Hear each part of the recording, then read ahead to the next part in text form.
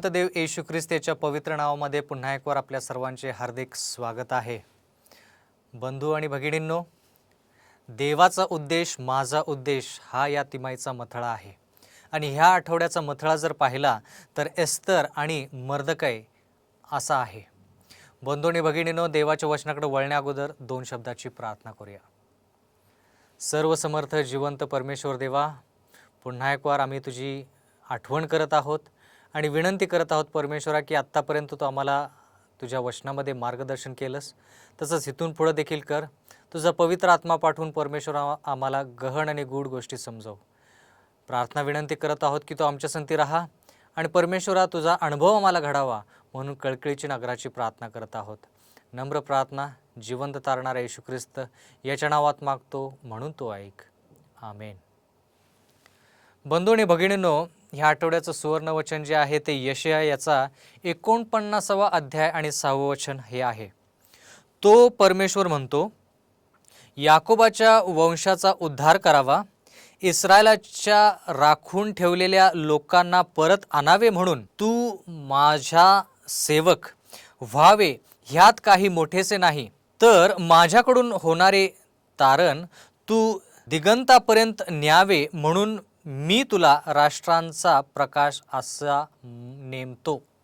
म्हणजे ह्या ठिकाणी देवाच्या वचनामध्ये असं आपण पाहत आहोत की जो आशीर्वाद इस्रायल लोकांना मिळालेला आहे, तो आशीर्वाद किंवा जो प्रकाश लोकांना मिळालेला आहे तो इतरांना देखील मिळावा, इतर लोकांपर्यंत तो प्रकाश पोहोचावा, म्हणून देवाचं वचन म्हणतं की देवाने त्याच्या लोकांना नेमून दिलेला आहे। जर आपण ह्याच्यामध्ये पुढचा भाग पाहिला ह्याच संदर्भामध्ये तर आपल्याला कळेल की पुढच्या भागाचा जो मथळा आहे तो परदेशी संस्कृतीत बंदिवान असा आहे। परदेशी संस्कृतीत बंदिवान म्हणजे एस्तर आणि मर्दकै यांच्याविषयी शिकत असताना परदेशी संस्कृती काय होती आणि त्या संस्कृतीमध्ये ते बंदिवान होते, तरी देखील देवाने त्यांचा वापर कसा केला याच्याविषयी आपण शिकणार आहोत। तर याच्यासाठी आपण एक घटना पाहणार आहोत जी जुन्या करारामध्येच आहे आणि त्याच्यानंतर आपण ह्याच्यावरती विचार विनिमय करणार आहोत की परदेशी संस्कृतीत बंदिवान असणे म्हणजे काय। तर याच्यासाठी आपण दानिएलच्या आयुष्यामध्ये घडलेली घटना जी आहे त्याच्याकडे थोडं जाऊया। दानिएलचा पहिला अध्याय आणि पहिलं वचन। यहुदाचा राजा यहोयाकीम याच्या कारकिर्दीच्या 3ऱ्या वर्षी बाबेलचा राजा नबुकदनेझर ह्याने यरूशलेमवर चढाई करून त्याला वेढा घातला। देवाच्या वचनामध्ये आपण असं पाहत आहोत की यहुदाचा राजा यहोयाकीम याच्या कारकिर्दीच्या 3ऱ्या वर्षी बाबेलचा राजा म्हणजे एक विधर्मी राजा, त्याचं नाव नबुकदनेझर, तो यरूशलेमवरती चढाई करून त्याला वेढा घालतो। दानिएलचा पहिला अध्याय 2रं वचन। प्रभूने यहुदाचा राजा यहोयाकीम ह्याला त्याच्या हाती दिले, त्याप्रमाणेच देवाच्या मंदिरातील काही पात्रे त्याच्या हाती दिली। त्याने ती शिनार देशात आपल्या दैवताच्या घरी नेली आणि आपल्या दैवताच्या भांडारात ठेवलेली आहेत, असं देवाचं वचन म्हणतं। बंधू आणि भगिनींनो, देवाचे लोक बंदिवानामध्ये जात आहेत, देवाचे लोक गुलामगिरीमध्ये जात आहेत। आणि कोणाच्या गुलामगिरीमध्ये? नबुकदनेझर म्हणजे बाबेलचा राजा, म्हणजे थोडक्यात विधर्मी राजाच्या ते बंदिवानामध्ये जात आहेत।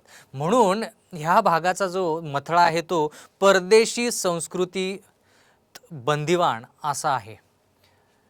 म्हणजे याचा अर्थ असा की दानिएल आणि त्याचे लोक जे आहेत ते बंदिवानामध्ये गेलेले आहेत। दानिएलचा पहिला अध्याय आणि 3रं वचन। राजाने आपल्या खोजांचा नायक अशपनज ह्याला आज्ञा केली की इस्रायली राजकुलापैकी व सरदार घराण्यापैकी, पुढचं वचन 4थं वचन, अव्यंग स्वरूप, सर्व व्यवहारात दक्ष, ज्ञानसंपन्न, विद्यापारंगत आणि राजवाड्यात वागण्यास योग्य असे तरुण पुरुष घेऊन यावे आणि त्यांना खासद्यांची विद्या व भाषा शिकवावी।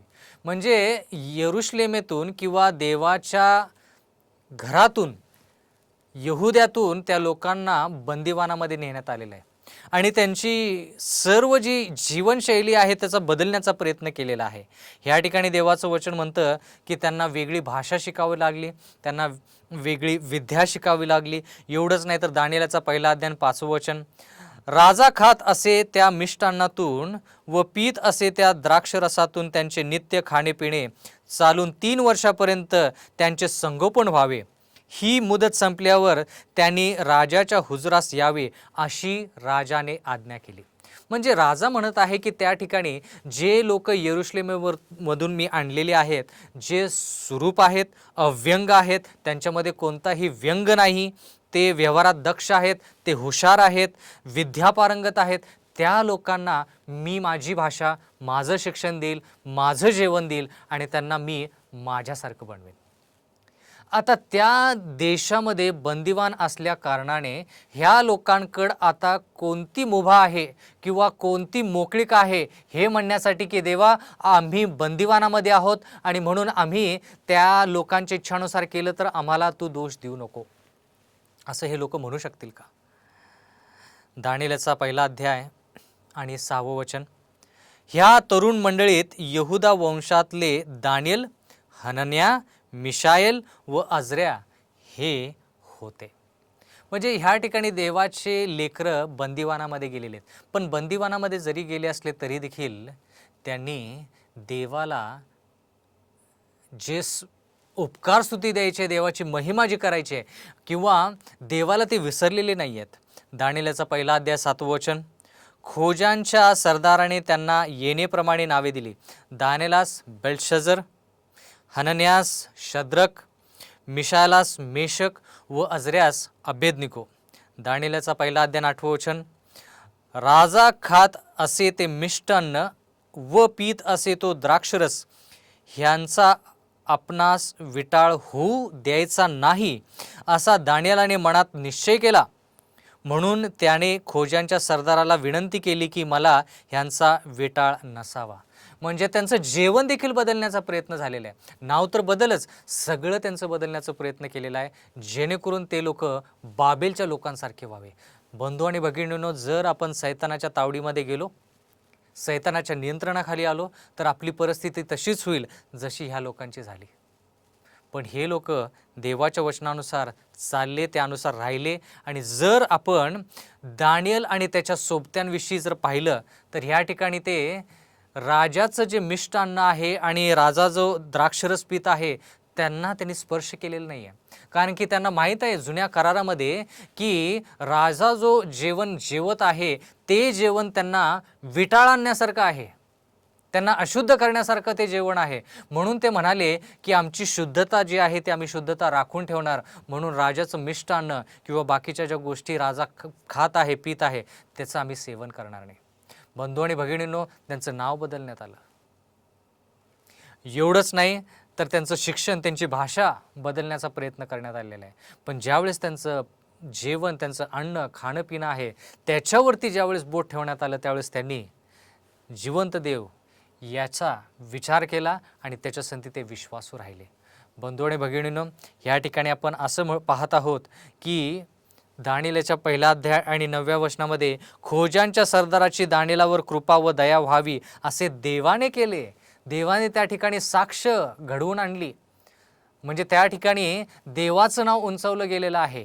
म्हणजे थोडक्यात आपल्याला असं कळतं ह्या ठिकाणी की परदेशी संस्कृतीमध्ये जरी बंदिवानामध्ये दानिएल आणि त्याचे मित्र गेले असले तरी देखील देवासंती ते विश्वासू राहिले.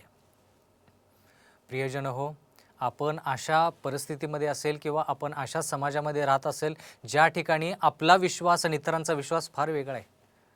पण देवाचं वचन म्हणते की त्या ठिकाणी देखील आपण देवासंती विश्वासू राहिलं पाहिजे, साक्ष म्हणून राहिलं पाहिजे. पुढच्या भागामध्ये आपण जर गेलो तर तो भाग जो आहे त्याचा मथळा परदेशी दरबारात असा आहे. परदेशी दरबारात. आता परदेशी दरबारात याच्याविषयी शिकत असताना आपण एस्तर राणीची जी घटना आहे, तिच्या आयुष्यामध्ये घडलेली घटना, ती घटना आपण थोडा त्याच्यावरती विचार विनिमय करूया. एस्तरेचा 2 अध्याय 1 वचन. ह्यानंतर अहश्वेरोश राजाचा क्रोध शमला, तेव्हा त्याला वश्तीने काय केले होते व त्यामुळे तिच्याविरुद्ध काय ठराव झाला होता याचे स्मरण झाले. म्हणजे पार्श्वभूमी अशी आहे की राजाची इच्छा होती की त्याची राणी जी आहे तिची सुंदरता बाकीच्या लोकांनी पाहावी, पण ती त्या ठिकाणी येत नाही. आणि म्हणून राजा जो आहे अहश्वेरोष राजा जो आहे तो तिच्यावरती चिडलेला आहे आणि तिच्या विरोधात एक हुकूम काढण्यात आलेला आहे. एस्तर याचा 2 अध्याय 2 वचन. मग त्याची सेवा चाकरी करणारे त्याचे सेवक त्याला म्हणाले, राजासाठी तरुण व सुंदर कुमारीचा शोध करावा. म्हणजे थोडक्यात काय की वशती राणी जी आहे तिला त्या दरबारातून त्या राज्यातून बाहेर काढण्यात आलं आणि देवाचं वचन म्हणतं की नवीन राणी ह्या राजासाठी शोध करण्यासाठी त्या ठिकाणी लोक पुढं वाटचाल करत आहेत. एस्तरेचा 2 अध्याय 3 वचन. राजाने आपल्या राज्याच्या सर्व प्रांतात अंमलदार नेमावेत. त्यांनी सर्व सुंदर व तरुण कुमारी शुशान राजवाड्यातील अंतपुरता जमा करून राजस्त्रियांचा रक्षक खोजा जो हेगे याच्या स्वाधीन कराव्यात आणि त्यांच्या शुद्धतेसाठी असलेली वस्तू त्यांना द्याव्यात. म्हणजे ह्या ठिकाणी नवीन तरुणीचा शोध सुरू आहे, कुमारिकेचा शोध सुरू आहे, जेणेकरून ती राजाची पत्नी होईल. एस्तर याचा 2 अध्याय 6 वचन. बाबेलचा राजा नबुकदनेझर ह्याने यहुदाचा राजा यखन्या याच्याबरोबर जे लोक यरुशलेमाहून पकडून नेले होते त्यापैकी एक होता. म्हणजे थोडक्यात आपण ह्या ठिकाणी असं पाहत आहोत की त्या ठिकाणी काही लोक बंदिवानामध्ये आहेत आणि म्हणून बंधू आणि भगिनींनो परदेशी दरबारात असा ह्या भागाचा थोडा मथळा आहे. एवढंच नाही तर पुढं आपण वाचूया एस्तर याचा 2 अध्याय 7 वचन. त्याने आपल्या चुलत्याची कन्या हदरसा उर्फ एस्तर हिचे पालन पोषण केले होते. तिला आईबाप नव्हते. ती मुलगी सुंदर व रूपवती होती. तिचे आईबाप मेल्यावर मर्दकायाने तिला स्वतःच्या मुलीप्रमाणे सांभाळले होते. म्हणजे थोडक्यात काय मर्दकाय आणि ह्या ठिकाणी एस्तर हिचं नातं ह्या ठिकाणी सांगितलेलं आहे आणि म्हणून देवाच्या वचनामध्ये लिहिलेलं आहे की मर्दकायने एस्तरला स्वतःच्या मुलगीसारखं जपलेलं आहे. आणि पुढे आपण जर पाहिलं एस्तर याचा 2 अध्याय 8व्या वचनामध्ये ह्या ठिकाणी देवाचा वचनामध्ये असं लिहिलं आहे, राजाची आज्ञा व त्याचा ठराव प्रसिद्ध झाल्यावर बहुत कुमारी शुशान राजवाड्यात हेगेच्या हवाली करण्यात आल्या. तेव्हा एस्तर हिलाही राजमंदिरातील स्त्रियांचा रक्षक हेगे याच्या ताब्यात देण्यात आले. म्हणजे थोडक्यात एस्तर जी आहे ती आता राजदरबारामध्ये पोहोचलेली आहे. एस्तरेचा 2 अध्याय 10 वचन. एस्तरने आपले गणगोत सांगितले नाही. तिने ते सांगू नये असं मर्दकायाने तिला बजावून सांगितले होते. म्हणजे ही बंदिवानातून देवाने त्या लेकराला राज दरबारामध्ये आणलेलं आहे. तर ह्या ठिकाणी आपण असं पाहत आहोत की परदेशी दरबारामध्ये जरी देवाचे लेकरं असले तरी देखील त्या ठिकाणी ते साक्ष म्हणून आहेत. बंधू आणि भगिनींनो, देवाचा उद्देश, देवाचं लक्ष्य, देवाचा हेतू, देवाचं ध्येय, ह्या सर्व गोष्टी ज्या आहेत ते आपलं ध्येय, आपलं लक्ष आणि महत्त्वाचं म्हणजे आपण त्याच्यामध्ये आपलं उद्देश जो आहे तो देवासारखा असला तर आपल्याला देव कुठल्याही परिस्थितीमध्ये जरी टाकत असेल तर त्या ठिकाणी आपण देवासंती नक्कीच विश्वासू असू. बंधू आणि भगिनींनो, पुढच्या भागाकडे जात असताना आपल्याला महत्त्वाचं ह्या ठिकाणी एक शिकायचं आहे. आपण मर्दकायची विश्वासू साक्ष याच्याविषयी शिकूया. कारण की ज्या देशामध्ये, मेदी पारशीच्या देशामध्ये एस्तर आणि मर्दकाय आहेत तो देश विधर्मी आहे आणि त्या देशामध्ये देवाची लोक आहेत आणि ते बंदिवानामध्ये आहेत. त्यांची संस्कृती वेगळी आहे, त्यांची भाषा वेगळी आहे, त्यांची जीवनशैली वेगळी आहे आणि म्हणून आपण ह्या ठिकाणी मर्दकायने त्या वेगळ्या संस्कृतीमध्ये विश्वासू साक्ष कशी दिली याच्याविषयी शिकणार आहोत. यासाठी आपण प्रथमतः अनुवाद याचा 25वा अध्याय आणि 19वा वचन वाचूया. म्हणून तुझा देव परमेश्वर जो देश तुला वतन म्हणून देत आहे त्यात चोहोकडल्या सर्व शत्रूपासून तुझा देव परमेश्वर ह्याने तुला विश्राम दिल्यावर अमेलेकाची आठवण पृथ्वीतल्या वरून बजवून टाक, विसरू नकोस. म्हणजे थोडक्यात ह्या ठिकाणी देवाच्या लोकांना सांगत आहे, त्याच्या लोकांना सांगत आहे की ज्या वेळेस लढाया बंद होतील आणि मी तुम्हाला थोडी विश्रांती देईन, त्यावेळेस तुम्ही काय करायचं आहे. देवाचं वचन म्हणतं की तुम्हाला शत्रूपासून विसावा मिळाल्यानंतर तुम्ही त्या अमेरिकाची आठवण पृथ्वीतला वरून बुजवून टाक, विसरू नको. म्हणजे त्यांना काहीही नमन करायची गरज नाही किंवा त्यांना मोठेपणा द्यायची गरज नाही, कारण की देवाचं वचन म्हणतं की त्यांना पूर्णपणे तुम्ही काय करा, त्यांचं नाव जे आहे ते मिटवून टाका. तर ही गोष्ट जी आहे ही मोर्दकायला माहीत होती, म्हणून मोर्दकायनं काय केलं, आपण एस्तरेच्या 3ऱ्या अध्यायामध्ये बघूया. एस्तरेचा 3रा अध्याय पहिलं वचन. ह्या गोष्टी घडल्यावर अहश्वेरोश राजाने अगागी हामान बिन हमदाथा ह्याला बढती देऊन उच्च पदात चढवले आणि त्याच्याबरोबरच्या सरदारांपेक्षा त्याचे आसन उंच केले. आता ह्या ठिकाणी एक घटना घडत आहे, आणि ती घटना म्हणजे जो मेदी पारशीचा राजा आहे तो हामान नावाच्या व्यक्तीला एक मोठं पद देतो, त्याचं नाव उंचावतो. तसं झाल्यानंतर 2ऱ्या वचनामध्ये आपण पाहतो, एस्तरेचा 3रा अध्याय 2रं वचन. राजद्वारी असलेले राजाचे सर्व सेवक हामानसमोर वाकून त्याला मुजरा करीत असत, कारण त्याच्या बाबतीत राजाने अशीच आज्ञा केली होती. मर्दकाय काही त्याला नमन अथवा मुजरा करीत नसे. मर्दकाय जो आहे तो त्याला नमन करत नाही. मर्दकाय जो आहे तो वाकून हामानला नमस्कार करत नाही, पण बाकीचे लोक करायचेत, कारण की राजाने तसा हुकूम काढला होता. म्हणजे थोडक्यात अनुवाद ह्या पुस्तकामध्ये ज्या गोष्टी आपण वाचल्या की जे लोक विधर्मी आहेत त्यांच्यासमोर झुकण्याची गरज नाही आहे, कारण देवाचे लोक जे आहेत ते विशिष्ट लोक आहेत. देवाचे लोक नम्र जरी असले तरी देखील विधर्मी लोकांसमोर त्यांनी नमन करायचं नाही आहे, देवासमोरच फक्त नमन करायचं. असं ज्यावेळेस आहे त्यावेळेस मर्दकायने ती जी महत्त्वाची गोष्ट जी आहे किंवा महत्त्वाचं तत्त्व जे आहे ते परदेशी दरबारामध्ये देखील त्याचं अनुकरण केलेलं आहे. तो विश्वासू राहिलेला आहे. त्या ठिकाणी त्यानं साक्ष दिलेले आहे की तो जिवंत देवाचा सेवक आहे, जिवंत देवासमोरच फक्त तो नमन करतो.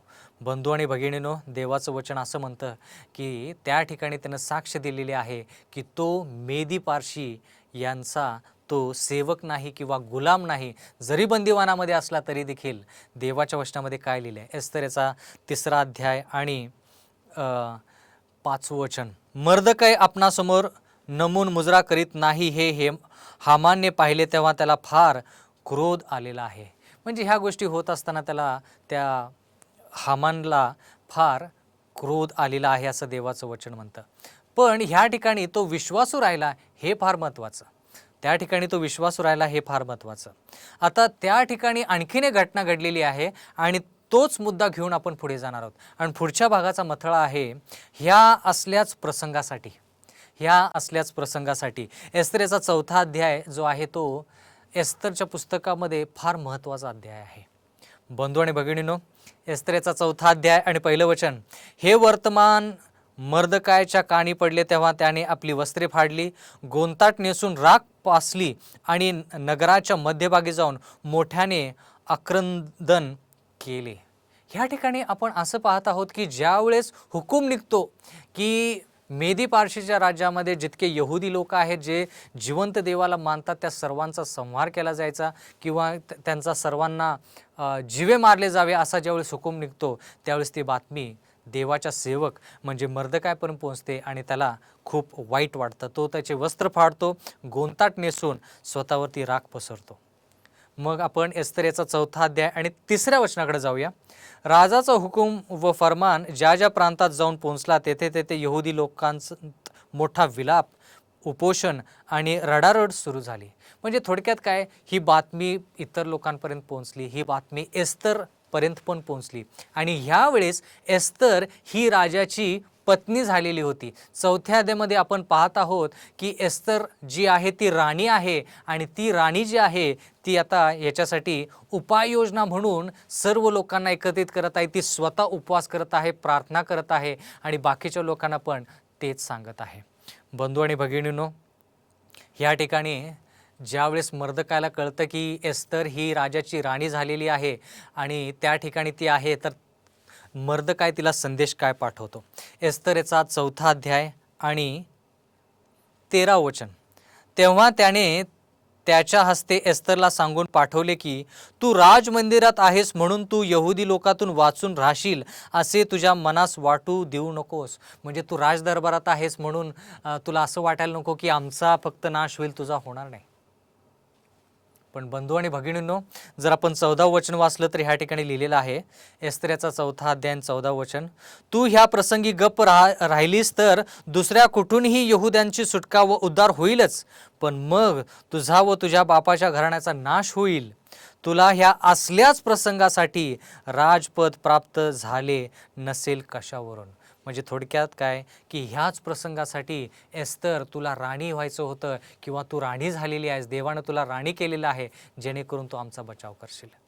बंधू आणि भगिनींनो, पुरीम या घटनेविषयी आपण ज्यावेळेस पाहतो, पुरीममधील जो चमत्कार आहे त्याच्याविषयी ज्यावेळेस आपण पाहतो त्यावेळेस आपल्याला हे लक्षात येईल बंधू आणि भगिनींनो की एस्तर याचा 9वा अध्याय जो आहे त्याच्यामध्ये विशेष करून आपण जर 26 वचन वाचलं तर ह्या ठिकाणी लिहिलं आहे, ह्यास्तव पूर या शब्दावरून त्या दिवसास पुरीम हे नाव पडले. ह्या पत्रातील मजकुरावरून आणि त्यांनी स्वतः ह्या बाबतीत जे पाहिले होते आणि त्यांच्यावर जे बेतले होते त्यावरूनही 32 वचन म्हणतं, पुरीमच्या संबंधाने नियम एस्तरच्या आज्ञेने मुक्रर झाला व हे ग्रंथ लिहून ठेवले गेले. म्हणजे ह्या ठिकाणी आपण महत्त्वाचा मुद्दा पाहतात. तो महत्त्वाचा मुद्दा म्हणजे काय? एस्तर राणी हिनेही तिचा प्राण जो आहे तो देवासमोर ठेवला आणि देवाला सांगितलं की माझा प्राण गेला तरी चालेल, पण मला यहुद्यांचं काय केलं पाहिजे? बचाव केला पाहिजे. म्हणून देवाच्या वचनामध्ये लिहिलं आहे की तो पुरीम येथे जो चमत्कार घडला तो चमत्कार फार फार महत्त्वाचा असा होता.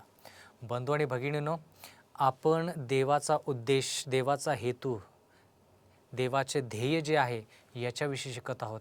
तो देवाचा उद्देश माझा उद्देश कसा होईल? देवाचं ध्येय जे आहे ते माझं ध्येय कसं होईल? देवाचं जे लक्ष आहे ते माझं कसं होईल?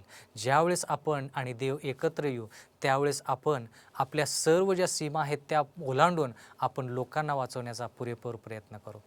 परमेश्वर आपणा सर्वच आशीर्वाद देव. आपण प्रार्थना करू. जिवंत परमेश्वर देवा, उपकार मानतो की पुन्हा एक वार तू आम्हाला दाखवून दिलेला आहेस की आम्ही बंदिवानामध्ये असलो तरी देखील त्या ठिकाणी आम्ही विश्वास असलं पाहिजे. परमेश्वरा, आम्ही प्रार्थना विनंती करत आहोत की आम्ही तुझ्यासंती विश्वासू राहावं, तुझ्या चरणी तुझ्या वचनामध्ये वाढावं, आध्यात्मिकरित्या आमची वाढ व्हावी, जेणेकरून परमेश्वरा जो आशीर्वाद तू आम्हाला राखून दिलेला आहेस तो आशीर्वाद आम्हाला मिळेल आणि आमच्याद्वारे इतरांना देखील तो आशीर्वाद मिळेल. नम्र प्रार्थना जिवंत तारणारे येशू ख्रिस्त याच्या नावात मागतो, म्हणून तो ऐक. आमेन.